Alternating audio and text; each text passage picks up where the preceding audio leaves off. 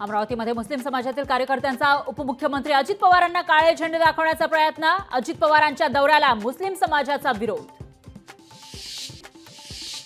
Railway ट्रॅकवर आता राहणार ड्रोनची नजर। मध्य रेल्वे लवकरच 10 ड्रोनची खरेदी करणार। रेल्वे घातपाताच्या पार्श्वभूमीवर रेल्वे प्रशासनाचा निर्णय।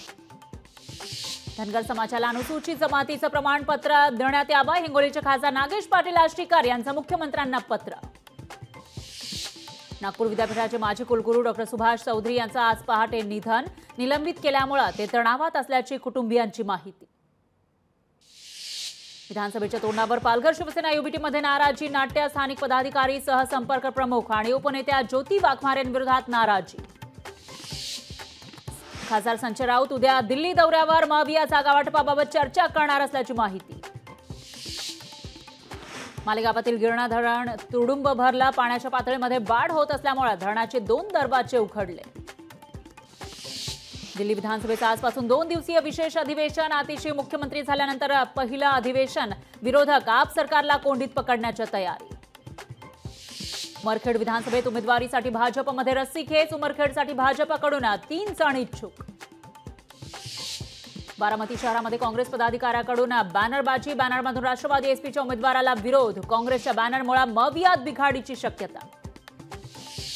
मुंबई उच्च न्यायालयाच्या महाराष्ट्र राज्य रस्ते विकास महामंडळाला कानपिचक्या। समृद्धी महामार्गावर उपहारगृहाची सुविधा नसल्यानं सुनावले खडेबोल। वीज कर्मचाऱ्यांच्या संपाचा आज दुसरा दिवस। वीज क्षेत्रातील खासगीकरण आणि पेन्शनसह विविध मागण्यांसाठी संप। पावसामुळे जायकवाडी धरणातून विसर्ग वाढवला। जायकवाडीमधून 37,000 क्युसेक वेगानं पाण्याचा विसर्ग सुरू। बार्शी तालुक्यातील मराठा उपोषणकर्ते आनंद काशीत यांचं उपोषण स्थगित। मनोज रांगे पाटील यांनी उपोषण स्थगित केल्यानंतर काशीत यांनी सोडलं उपोषण।